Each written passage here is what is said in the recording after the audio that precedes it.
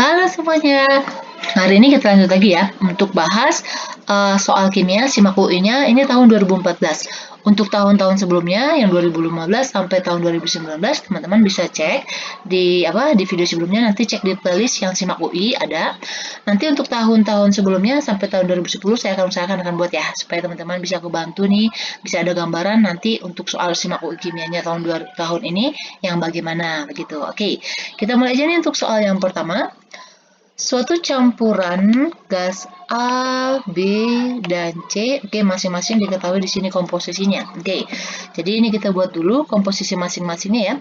Jadi A itu dia berapa nih? A ini 30%, bukan 30% ya. A-nya 40%, gitu. Terus B-nya itu sama dengan 30%, sedangkan C-nya itu berarti sisanya. Sisanya berapa? Berarti 30% dong, ya kan? Karena total semuanya adalah 100, kayak gitu. Terus ini menempati yaitu katanya ruangan yang volumenya 2 meter kubik. Oke. Pada suhunya segini dan tekanannya 300 mm Hg. Yang ditanya itu adalah berapa volume yang akan ditempati gas pada suhu 127 derajat Celcius dan 1000 mm Hg. Oke, ini kita bisa kerjakan dengan dua cara, kayak gitu ya. Jadi untuk cara yang pertama, kita cari volume masing-masingnya, yaitu nih 40% dia berapa dari 2 meter kubik, kayak gitu. Terus kita bandingin sama yang ini, gitu. Tapi nih, untuk cara mudahnya, kita nggak perlu cari satu-satunya, kita cari yang totalnya aja langsung. Ya kan? Ini totalnya 100%. Berarti untuk 100% itu volumenya berapa? Yaitu 2 meter kubik. Dan teman-teman ingat nih, di sini kan yang dicari itu adalah volumenya. Teman-teman ingat lagi yang stoikiometrinya. Untuk menghitung volume itu ada dengan 3 cara. Oke, ini saya review dikit ya. Jadi untuk cari volume bisa dengan keadaan STP. Kalau dengan keadaan STP, ini keadaannya 0 derajat Celcius dan 1 atm. Kalau dia dalam keadaan RTP, ini berarti suhunya 25 derajat Celcius, tekanannya 1 atm. Oke, ternyata nih kondisi yang sekarang ini berarti bukan di antara yang dua ini. Kalau bukan di antara yang dua ini, berarti kita bisa menggunakan persamaan gas ideal, yaitu yang rumusnya VV sama dengan nRT. Kayak gitu ya. R-nya ini kita bisa coret ya, karena nilai R yang nanti untuk bagian yang pertama ini sama yang kedua ini itu nanti bakal sama, berarti kita coret. Dan di sini juga molnya nggak diketahui, berarti dianggap jumlah molnya itu sama. Oke, jadi sekarang perbandingannya antara VV dengan T. Berarti kita bandingin nih, PV per T sama dengan PP per T. Oke, ini kita buat yang awal. Oke, yang awal di sini yang ini ya, yang pada keadaan ini yang di atas, sedangkan ini adalah yang dicari. Oke gitu. Oke, kita masukin. Ingat, kalau dia PVNRT, ini tekanan harus dalam satuan atm.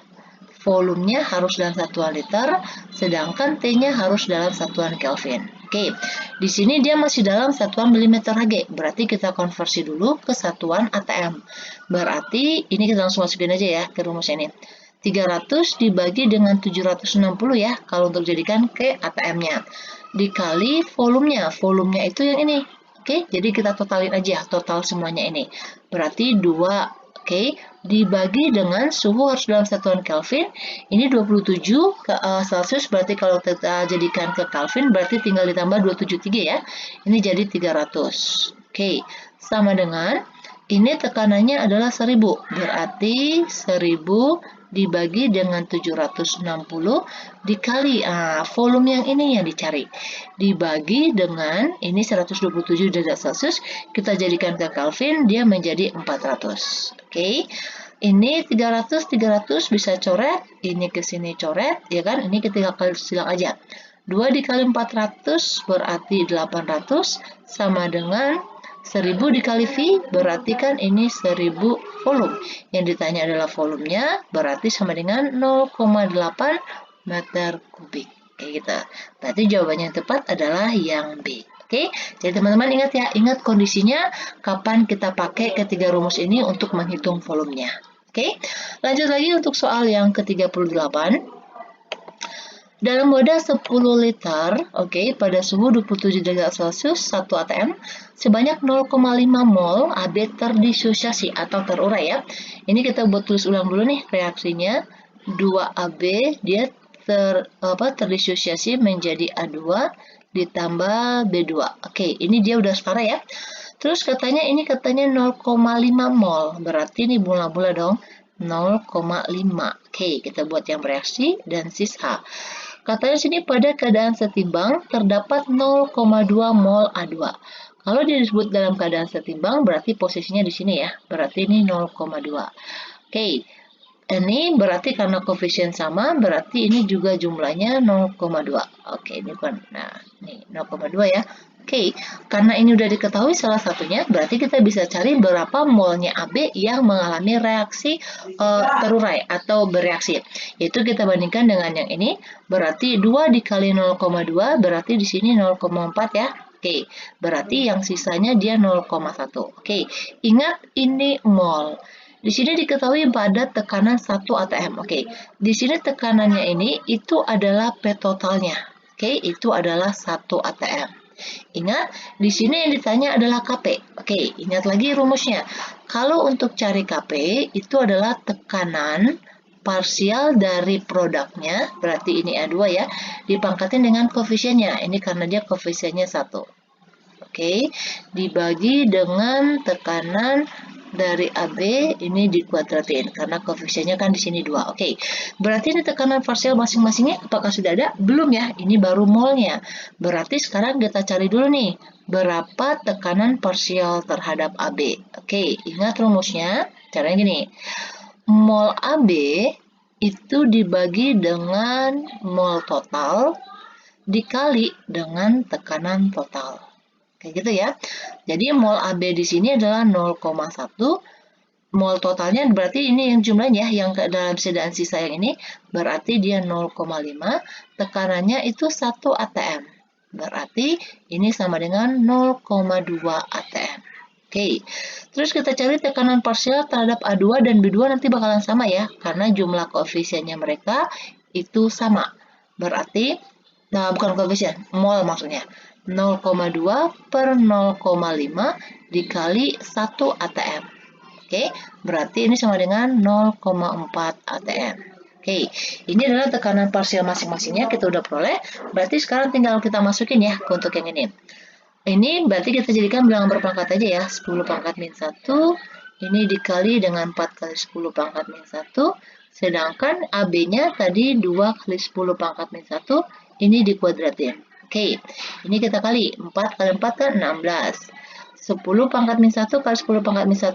Kalau dikali-kali jadi tambah ya. 10 min 2 per 2 kuadrat itu 4. Min 1 dikali 2 berarti 10 pangkat min 2. Ini coret, 16 bagi 4 sama dengan 4. Ternyata nilai Kp-nya itu adalah 4. Bisa ya? Lanjut lagi untuk soal 39. Nih. Penguraian gas AB3. Kita buat dulu nih penguraian katanya. Penguraian gas AB3 itu terurai menjadi gas A2 ditambah dengan B2. Kita cek dulu nih. Reaksinya belum setara ya. Ini kali 2, ini dikali 3. Pada suhu 600 derajat Kelvin menghasilkan Celsius menghasilkan ini. Reaksinya memiliki ketetapan K. K-nya di sini diketahui ya. K-nya itu nilainya nih. Molar per sekon. Yang ditanya adalah waktu paruh jika konsentrasi mula-mulanya 0,05. Teman-teman perlu tahu dulu nih. Kalau dia orde 1, orde 0, orde 2 itu untuk mencari waktu paruhnya beda. Jadi kita harus tahu dulu nih bahwa soal ini dia orde berapa? Apakah 0, 1, atau 2 gitu. Cara mengetahuinya, teman-teman ingat, orde itu tidak bisa kita peroleh dari persamaan reaksi. Kayak gini. Jadi kita nggak bisa nentuin, oh ini adalah orde 2 karena koefisiennya 2. Itu salah. Jadi orde reaksi itu kita peroleh dari hasil percobaan. Kayak gitu. Terus tahu dari mana gitu? Tahunya dari sini. Dari nilai K-nya, konstantanya. Kita buktikan nih. Teman-teman ingat kan persamaan laju itu adalah V dikali K. Yang mempengaruhi kan cuma reaktan ya. Berarti AB3. Sekarang kita cek apakah benar. Ini maksudnya ini orde berapa. Oke, kita misalkan ini orde 1. Orde 0 dulu deh. Oke, orde 0. Teman-teman ingat kalau dia laju itu kan satuannya molar per sekon, ya kan? Kita lihat nilai K-nya. Kalau dia orde 0, berarti kan hasilnya ini kali 1. Berarti nilai K-nya itu adalah molar per sekon. Sesuai dengan ini. Oke, berarti soal kita adalah orde 0 ya. Oke, nanti dulu. Kita cek dia itu orde 1. Oke, kalau orde 1 berarti kan V sama dengan K dikali konsentrasi AB3. Ini 1. Oke, ini kan tadi molar per sekon. Ini K. Ini kan konsentrasi. Konsentrasi kan M. Nah, ini 1. Berarti nilai K-nya itu untuk orde 1 itu sama dengan 1 per S. Oke, kita cek untuk orde 2. Oke, kita masukin nilai yang ini ya. Berarti ini langsung aja ya. Orde 2 berarti ini M per S. Ini dikali K. Ini berarti dia kuadrat ya. Berarti dikali M kuadrat. Berarti nilai K-nya untuk, maksudnya satuan dari K-nya ya. Untuk orde 2 itu sama dengan 1 per molar kali sekon. Oke, nah ini rumusnya sekarang nih. Untuk orde 0, untuk mencari T setengahnya, itu sama dengan konsentrasi dari AB3, ini mula-mula ya, dibagi dengan 2 dikali K. Sedangkan kalau untuk orde 1, untuk cari T setengahnya, itu sama dengan ln 2 per K. Sedangkan kalau untuk orde 3, untuk mencari T setengahnya, itu sama dengan 1 per K kali konsentrasi AB3 mula-mula. Kayak gitu. Ini sesuai dengan soal ini ya. Nanti kalau misalnya untuk soal lain, ganti aja nih konsentrasinya, senyawanya. Gitu. Oke, karena kita tadi udah tahu bahwa soal kita adalah orde 0, berarti kita udah tahu ya bahwa rumusnya itu adalah yang ini. Berarti sekarang kita tinggal masukin aja. Nilai AB mula-mulanya kan ini nih, 0,05. 0,05 dibagi 2. Oke, supaya lebih gampang ini kita jadikan bilang pangkat aja. Ini 5 kali 10 pangkat min 2. Ini kan 2 dikali, ini 5 dikali 10 pangkat min 5. Ini kan saya coret nih. Nah, ini 1 per 2 berarti 0,5. 5 kali 10 pangkat min 1. Min 2 dengan min 5 kan itu dia apa ya? Kalau dia dibagi kan menjadi kurang ya. Berarti dia plus 3 jadinya. Ini kali 10 pangkat 3. Ini ke sini berarti 5 kali 10 pangkat 2. 5 kali 10 pangkat min 2 itu kan sama dengan 500 sekon. Jadi jawabnya adalah yang C. Oke, bisa ya, gampang ya. Oke, lanjut lagi untuk soal yang 40. Nih. Kalsium hidroksida dipanaskan akan terurai. Oke, reaksinya udah diketahui ya. Oke, nggak apa-apa. Kita tulis ulang di sini supaya space-nya lebih banyak lagi. Oke, ini menjadi kalsium oksida dan H2O. Di sini katanya dia menguraikan 74%. Oke, teman-teman ingat kalau dia menguraikan itu gini, teman-teman lihat ya. Kalau dia asam kuat kan berarti dia terionisasi sempurna. Jadi dia akan terion menjadi ion-ionnya itu 100%. Gitu. Tetapi kalau misalnya dia 74%, itu berarti masih ada yang dalam bentuk molekulnya. Kayak gitu kan? Berarti ini adalah nilai alfanya. Oke. Terus teman-teman ingat untuk cari alfa itu sama dengan mol yang bereaksi, ya kan, dibagi dengan mol mula-mula. Nah, terus kita buat nih MRS. Di sini katanya bahwa kalsium oksidanya itu diperoleh 112 gram. Berarti kita bisa cari berapa mol dari si CaO, yaitu 112 dibagi dengan MR-nya adalah 56, berarti ini sama dengan 2 mol. Oke, jadi kita udah dapat nih berapa molnya. Nih, kita buat. Ini kan di awal nggak ada ya. Nah, ini 2 mol. Ini kita nggak usah cari, kita nggak perlu itu. Oke, kita kan nggak tahu nih berapa mol dari si CaO ini awal. Berarti kita misalkan dia X. Oke, ingat ini kan yang bereaksi. Kalau kita mau cari yang bereaksi ini nih ya. Jadi kita mau cari mol bereaksi berapa? Oke, ini sama dengan alfa dikali. Tadi mol mula-mulanya kita misalkan X ya. Nah, nih. Berarti di sini X dikali alfa. Oke. Terus ini karena di sini diketahui berapa molnya dalam keadaan setimbang, kita bisa cari dong ini berapa molnya, ya kan? Ini koefisiennya sama. Berarti untuk mol yang bereaksi di sini itu sama dengan 2. Kayak gitu. Jadi X dikali alfa sama dengan 2. X-nya kita belum tahu berapa, sedangkan nilai alfanya tadi udah ya, itu 74/100. Ini 2. Oke, berarti ini setelah kita cari X-nya itu nilainya sama dengan 2,7 mol. Oke, yang ditanya adalah masanya. Berarti karena kita udah memiliki mol, berarti mol dikali dengan MR-nya. Molnya 2,7, sedangkan MR-nya itu adalah 74, berarti ini sama dengan 200 gram. Ini dia 199, sekian ya, jadi kita bulatin aja. Jadinya nih, yang E jawabannya. Oke, bisa ya? Lanjut lagi untuk soal 41. Nih, dari beberapa campuran berikut. Oke, lihat nih, teman-teman lihat dulu soalnya, langsung ke soalnya. Lihat clue-nya apa, yang ditanya apa. Yang menghasilkan larutan yang dapat mempertahankan nilai pH. Oke, ingat yang dapat mempertahankan nilai pH itu adalah buffer. Oke, buffer itu larutan penyangga. Teman-teman ingat lagi, buffer itu jenisnya ada 2, yaitu ada asam dan ada buffer basah. Oke, dan ingat ya, kalau dia buffer asam berarti itu asamnya harus asam lemah.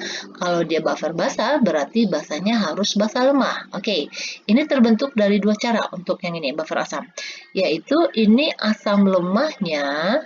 Oke, itu dia harus lebih banyak jumlahnya dibandingkan dengan basahnya. Oke, terus yang kedua yaitu antara asam lemah dengan garamnya. Oke, teman-teman lihat ya, kalau di soal, kalau ada asam dan basah, berarti kita harus buat reaksi MRS. Tetapi kalau dia udah ada asam lemah dengan garamnya, ini nggak perlu yang namanya MRS lagi. Kayak gitu ya.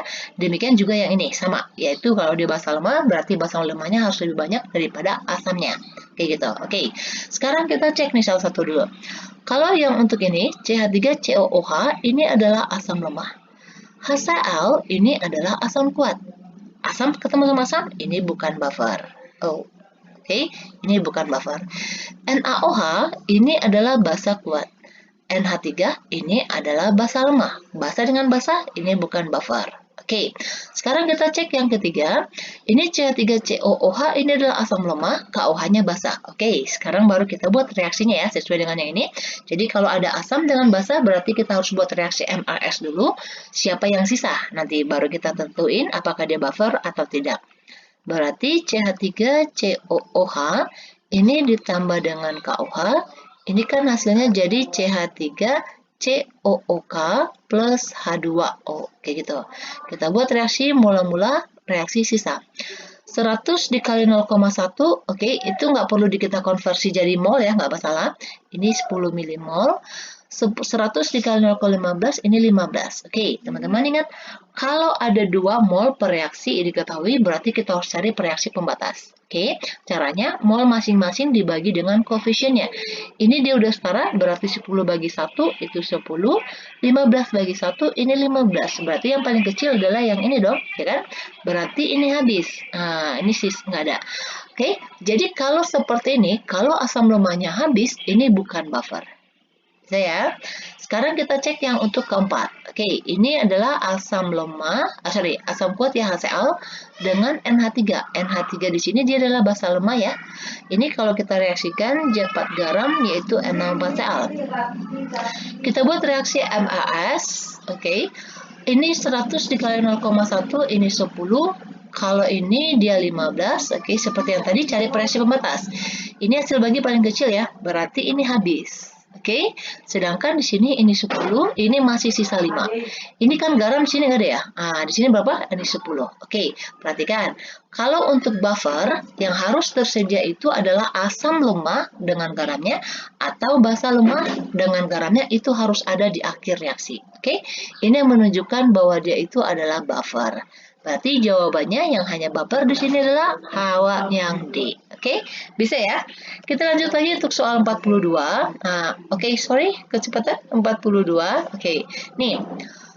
Pembakaran dari 234 campuran propana, butana. Oke, ini ada rasio mol. Oke, teman-teman ingat, kalau rasio mol atau perbandingan mol itu kita bisa jadikan sebagai perbandingan koefisien. Oke, ini kita nggak perlu buat reaksi antara reaksi pembakaran propana atau pembakaran butana, nggak perlu. Oke, bukan itu yang diminta.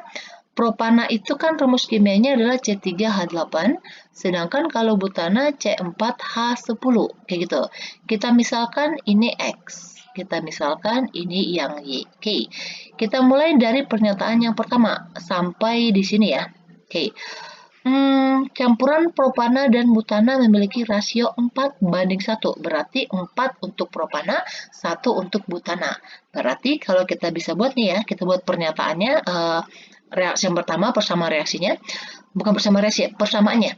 Berarti 4C3H8 itu ditambah dengan C4H10, itu nilai delta H-nya sama dengan 11,737. Oke, tadi kita misalkan ini yang C3H8X ya, berarti ini 4X ditambah Y itu sama dengan 11,737. Oke, ini persamaan yang pertama. Untuk persamaan yang kedua, oke, mana nih? Ini rasionya 3:2. Berarti jadinya 3X ditambah 2Y itu sama dengan 12,399. Oke, ini kita eliminasi. Oke, kita sekarang cari Y-nya dulu. Ini berarti dikali 2, ini dikali 1. Tetap ya. Berarti ini jadinya 8X ditambah 2Y, ini sama dengan 23,474, sedangkan ini tetap ya karena dikali 1. Ini 3X ditambah 2Y sama dengan 12,399. Wow, oke. Ini kita kurangin. Ini habis ya. Berarti ini 5X. Ini sama dengan 11,075. Berarti nilai X-nya sama dengan 2215. Oke, karena kita udah dapat nilai X-nya, berarti kita bisa substitusikan ya ke salah satu persamaannya. Oke, kita misalkan kita substitusikan pada persamaan yang kedua ini ya. Berarti 3 dikali 2215. Oke, ditambah 2 dikali Y. Oke, gini aja. Berarti 2Y langsung ya. Sama dengan 12,399. Berarti Y-nya diperoleh itu sama dengan 2877. Oke, sampai nih selesai dari pernyataannya. Yang ditanya itu adalah berapa jumlah kalor yang dihasilkan jika 220 gram propananya dan 290 butananya. Berarti karena di sini adalah perbandingan mol, berarti kita cari mol masing-masing dulu ya. Berarti mol untuk propana berarti masanya 220 dibagi dengan MR-nya yaitu 44 sama dengan 5. Terus cari mol dari butana C4H10 berarti sama dengan 290 dibagi dengan 58.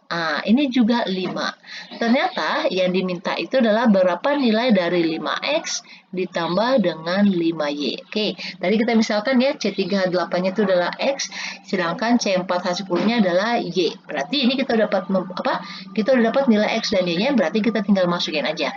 Berarti 5 dikali 2215 ditambah 5 dikali 2877. Oke, setelah ini dihitung, ternyata diperoleh nilainya adalah 25460 kilojoule. Oke, jadi nilainya itu adalah yang D. Oke, bisa ya. Jadi jangan buru-buru nih, oh ini susah banget, jangan. Lihat aja dulu soalnya. Lanjut untuk soal 43. Dalam suatu proses elektrolisis, oke, teman-teman ingat lagi elektrolisisnya. Ini dari larutan natrium sulfat. Oke, kita buat dulu nih. Natrium sulfat itu ini larutan ya. Rumus kimianya Na2SO4, ini aqua. Ini kita ionin dulu. Ini jadi 2Na plus ditambah SO4 2-. Oke. Katanya dibebaskan gas hidrogen. Kita cek ya di mana gas hidrogennya. Oke, kita buat reaksi direduksi dulu. Ini teman-teman ingat ini aqua ya. Jadi ini ionnya adalah ion plus. Jadi ingat aturannya. Kalau dia ionnya itu berasal dari golongan 1, 2, 3, tetapi kalau dia dalam bentuk aqua, berarti yang mengalami reaksi reduksi di katodanya itu adalah air. Oke, berarti reaksinya 2H2O. Ingat di reduksi itu dia nangkap elektronnya. Nah, ini menjadi H2 ditambah 2OH min. Oke, jadi yang dimaksud di sini adalah gas hidrogen yang ini ya. Oke, lanjut. Terus di sini katanya dia memiliki 1,1 volumenya. Berarti volume yang ini adalah 1,1 desimeter kubik atau liter ya. Oke. Terus di sini molnya belum diketahui. Katanya lagi pada keadaan tersebut. Oke, di sini diperoleh ada gas yang lain yaitu gas nitrogen.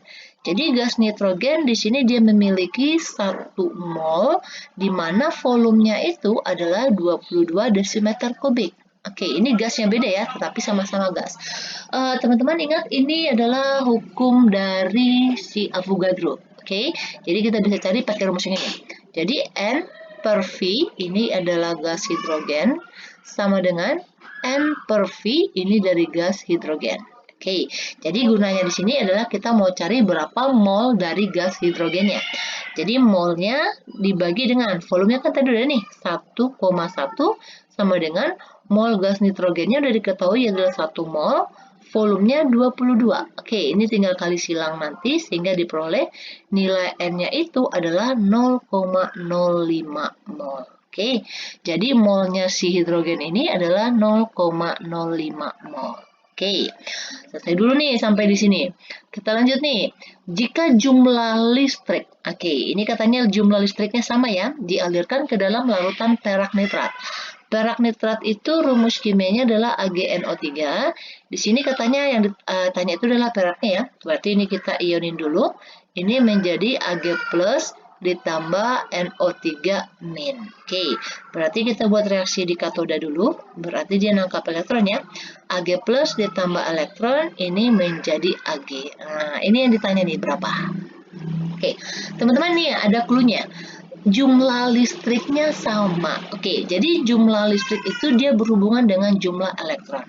Oke, karena kita nih berarti jumlah elektron yang ada pada natrium sulfat itu sama dengan jumlah elektron pada perak nitrat. Ya, jadi di sini karena ada diketahui mol hidrogennya, berarti kita bisa cari mol dari elektronnya ya dengan menggunakan perbandingan koefisien. Jadi yang dicari ini 2 per ini koefisiennya 1 dikali mol yang ini yaitu 0,05 berarti ini sama dengan 0,1. Oke, jadi ini elektronnya molnya 0,1 karena koefisiennya ini sama berarti ini juga molnya 0,1 mol ya. Oke, yang ditanya bukan molnya tetapi masanya. Berarti kita bisa cari dong, ya kan? Berarti massa Ag itu sama dengan mol dikali dengan AR Ag-nya. Maaf ya kalau ada suara berisik. Oke, molnya yaitu 0,1 dikali AR-nya di sini ketahui nih 108. Oke, berarti ini sama dengan 10,8 gram. Jadi jawabnya adalah yang C. Oke, bisa ya. Lanjut lagi untuk soal 44. Nih. Senyawa Ki, mempunyai rumus. Oke, kita buat dulu nih. Ini senyawa Ki, rumusnya itu adalah C4H10O. Katanya dia akan menjadi R dengan rumusnya itu adalah C4H8O. Oke, kalau kita lihat dari rumusnya, ini berarti rumus umumnya gini ya. CnH2n plus 2O. Kalau ini CnH2nO. Oke, teman-teman ingat lagi nih yang senyawa turunan alkananya ya. Yang memiliki rumus ini itu ada 2, yaitu gugus fungsi alkohol dengan gugus fungsi eter. Oke, sedangkan kalau yang ini dimiliki oleh gugus fungsi aldehyde, ya kan, dengan gugus fungsi keton. Nah, sampai di sini. Oke, katanya jika R ini dipanaskan dan dioksidasi dengan menggunakan, jadi kalau dia direaksikan dengan ini ya, natrium hidroksida dengan I2, itu namanya adalah reaksi iodoform. Oke, jadi ini adalah reaksinya NaOH Oke, I2. Ingat, ini nama reaksinya adalah reaksi iodoform. Oke, reaksi iodoform ini, oke, itu adalah gunanya untuk mencek ikatan keton. Oke, apakah ada senyawa keton di dalam senyawa itu? Oke, berarti yang dapat bereaksinya adalah senyawa ketonnya. Kayak gitu ya. Jadi ini sebenarnya sih reaksinya panjang ya, tetapi kita buat reaksinya langsung aja. Jadi ini R, ini yang keton ya, keton. Ini kalau bereaksi dengan yang ini tadi, yang NaOH, I2, ini dia akan menghasilkan RCO, oke, plus R-nya ini berarti yang alkilnya ya. Oke, ini I3. Kayak gitu. Jadi kalau misalnya dia ada C-nya 1, berarti dia jadi gini, CH-I3. Kayak gitu. Oke, jadi ini yang dimaksud adalah endapan kuning tadi. Jadi yang positifnya itu adalah keton, kalau direaksikan dengan ini reaksi iodoform namanya. Oke, nih back lagi yang ditanyakan bukan itu. Ternyata R ini kan diperoleh dari Ki. Oke, kita udah dapat nih, berarti jawabannya itu adalah yang keton. Kita cek, siapa dari senyawa ini yang kalau dioksidasi akan menghasilkan keton? Tentunya adalah alkohol, ya kan? Alkohol itu ada beberapa tipenya, ada alkohol primer, sekunder, tersier, ya kan? Teman-teman ingat, kalau dia alkohol primer, oke, alkohol primer itu kan yang kayak gini ya. Jadi OH-nya itu terikat pada satu atom C yang mengikat yang lainnya. Ini kalau direaksikan oksidasi, dia akan menghasilkan akan menghasilkan gugus fungsi aldehyde, ya kan? Dioksidasi kembali, ini akan menghasilkan asam karboksilat, ya kan? Berarti bukan alkohol primer. Ini alkohol primer nih. Sedangkan kalau di alkohol sekunder itu yang seperti ini. R, oke, kita misalkan deh di sini. Nah, ini R-nya. Di sini ada OH. Jadi OH-nya itu diikat oleh C yang mengikat 2 R yang lainnya. Maksudnya alkil atau atom C yang lainnya. Ini kalau misalnya dia dioksidasi, oke, ini dia akan menjadi keton. Udah? Oke, jadi dapat ya bahwa dia itu adalah alkohol sekunder. Kita cek. Ini alkohol primer. Bukan, ini juga alkohol primer. Ini OR. Ini adalah ether. Juga bukan. Ini adalah aldehyde. Oke, juga bukan. Dan ini yang alkohol sekunder. Jadi jawabnya adalah yang E. Oke, kalau kita gambarkan ya, jadi gini. Ini CH3, CH2, CH. Nah, di sini OH-nya, ini CH3, kayak gitu. Jadi OH-nya ini terikat pada atom C yang mengikat atom C lain 2 kiri kanan. Ini dia. Oke, bisa ya. Next lagi untuk soal 45. Nih. Dari persamaan reaksi, oke, kita buat dulu nih di sini ya. Kita buat lagi supaya space-nya lebih luas. Nih, ditambah 5H2O2 plus 6 hidrogen, 2Mn2 plus ditambah 8H2O ditambah 5 oksigen. Oke. Dihasilkan pernyataan bahwa hidrogen peroksida itu yang ini ya. Katanya tereduksi menjadi oksigen. Kita cek biloxnya. Gini, bilangan oksidasi dari H dan O itu kan nggak pasti ya. Jadi cuma pada umumnya. H itu pada umumnya -1. O itu pada umumnya -2. Tetapi jika H dengan O ketemu, yang lebih diutamakan biloxnya itu adalah H-nya. Berarti H itu adalah di sini +1. Di sini ada 2, oke, ini +2, maaf, ada berisik lagi suara motor.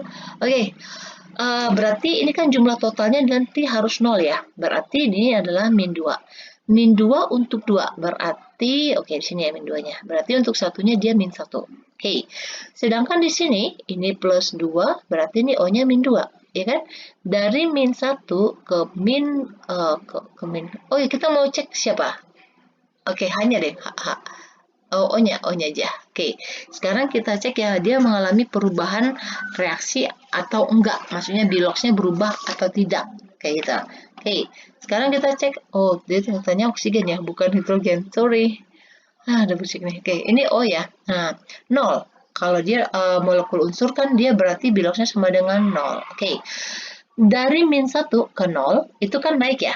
Kalau dia naik, dia adalah oksidasi. Jadi, seharusnya hidrogen peroksidanya teroksidasi, bukan tereduksi. Ini salah. Oke, sekarang kita cek ion hidrogen. Ini hidrogen ya. Kalau ion itu berarti biloxnya sesuai dengan muatannya. Berarti di sini plus A1, ya kan? Teroksidasi menjadi air. Kita cek. Ini min 2, ini plus 1. Oke. Plus 1 ke plus 1 berarti nggak berubah dong. Jadi dia nggak mengalami reaksi oksidasi atau reduksi. Nggak, ini salah. Oke, berarti pernyataan salah, sebab salah, berarti jawabnya adalah yang E. Oke, bisa ya. Jadi teman-teman ingat lagi aturan biloxnya ya, konsep redoxnya. Oke, lanjut 46.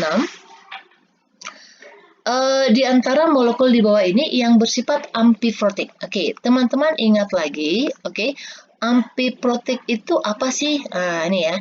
Jadi amfiprotik itu adalah senyawa yang apa? Yang memiliki, oke, dia memiliki sifat sekaligus dia bisa asam dan juga bisa basa.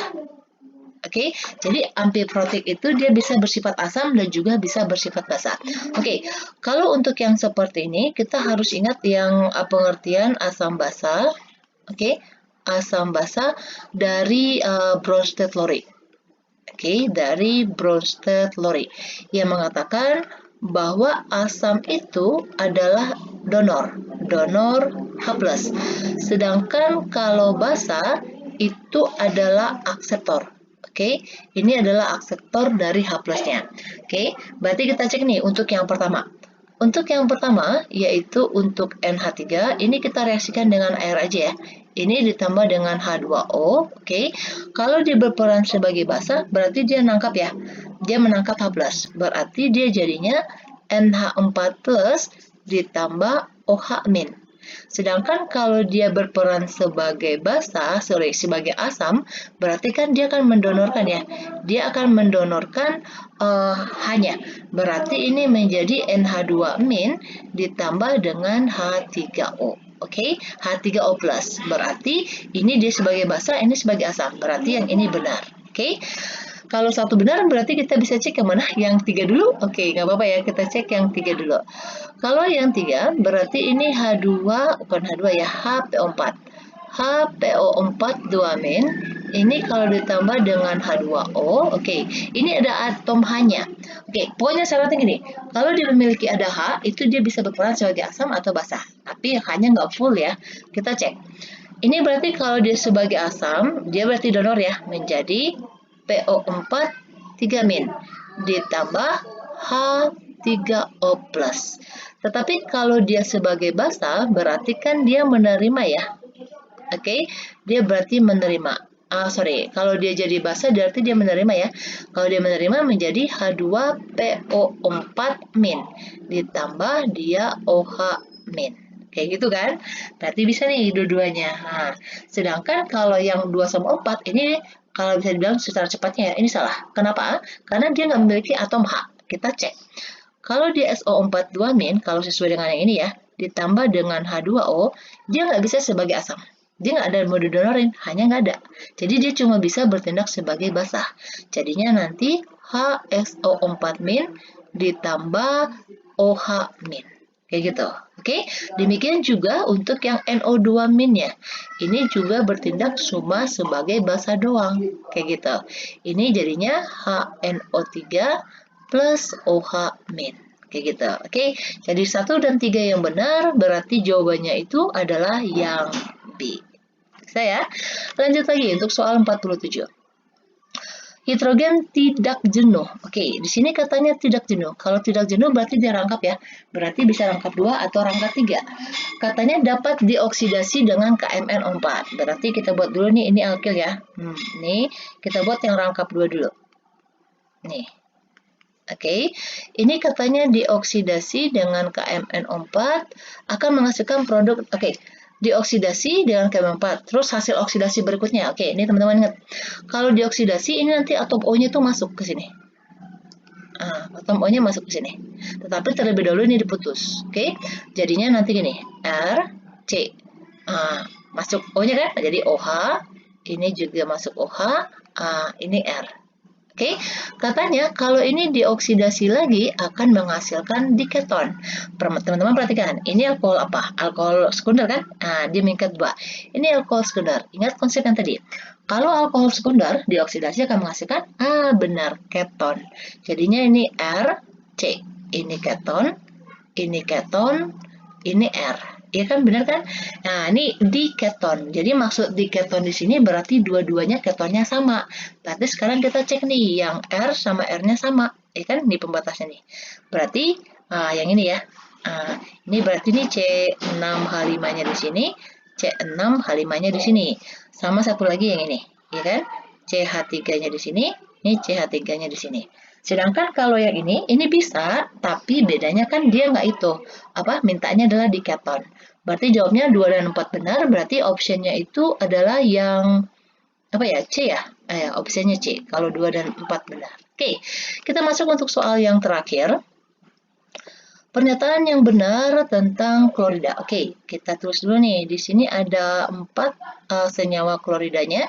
Oke, sekarang kita buat satu-satu. Kita analisis satu-satu. Oke, tidak semua bersifat asam. Sekarang kita cek. NaCl itu terbentuk dari NaOH dan HCl. Ini basa kuat. Ini asam kuat. Asam kuat ketemu basa kuat bakalan jadi netral dong. Ya kan? Berarti ini benar. Ini aja dia udah netral, ya kan? Sedangkan kalau ini nanti bakalan asam. Tiga-tiganya ini adalah asam. Ya, tiga-tiganya asam karena dia asamnya di sini asam kuat, sedangkan ini yang lemah. Oke, kesemua klor mempunyai bilangan oksidasi negatif. Kita cek. Nih ya, berarti ini. Na itu berada pada golongan 1. Al itu berada pada golongan 3. Si berada pada golongan 4. P itu berada pada golongan 5. Fosfor. Oke. Kalau Cl, kita buat sini Cl-nya ya. Cl itu sendiri itu berada pada golongan 7. Teman-teman ingat, keelektronegatifan. Ya kan? Keelektronegatifan itu adalah kemampuan suatu unsur untuk menarik elektron ke arahnya dia sehingga dia akan bermuatan negatif. Oke, jadi di antara ini semuanya yang memiliki keelektronegatifan paling besar itu adalah Cl. Oke, jadi di sini ini benar ya. Jadi kesemua klornya itu akan memiliki oksidasinya itu adalah negatif. Oke, di sini nggak diketahui negatif berapa ya, karena Cl itu dia bisa memiliki biloxnya itu atau biloxnya itu bisa banyak, bisa -1, bisa -3, bisa -5, kayak gitu. Yang penting dia negatif aja di sini. Oke? Yang ketiga, natrium klorida hanya salah satu dari keempat molekul yang mempunyai struktur ion murni. Oke. Kita cek, ikatan ion itu kan terbentuk antara logam dan non-logam. Ya kan? Na itu golongan 1 itu logam, Cl itu golongan 7 itu non logam, berarti ikatan ion dong, ya kan? Berarti ini benar. Oke, sedangkan kalau Al, Al ini kan berarti dari AlOH 3 kali ya, ini bersifat amputer. Oke, jadi dia bisa asam bisa basah, jadi dia nggak sepenuhnya murni ikatan ion kayak gitu. Sedangkan kalau dari Si ini, SiCl4 ini Si-nya sama Cl-nya ini sama-sama non logam. Oke, sama-sama non logam berarti bukan ion lagi dong, tetapi dia kovalen. Gitu. Demikian juga PCl ini sama-sama non logam, berarti ini juga ikatannya kovalen. Oke, berarti yang ini benar ya. Oke, ini semuanya padatan, tapi katanya bersifat amorf. Oke, ingat amorf itu adalah yang strukturnya itu tidak teratur. Oke, itu amorf. Ternyata ini salah ya. Kenapa? Karena NaCl ini dia bersifat padat, tetapi dia itu berbentuk kristal yang teratur. Oke, berarti yang 4 salah. Yang benarnya 1, 2, 3, berarti jawabannya adalah yang A ya. Oke, demikian dulu pembahasan kita untuk yang SIMAK UI 2014 ini.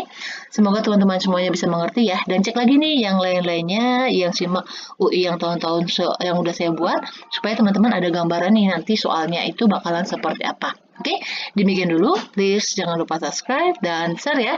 Terima kasih.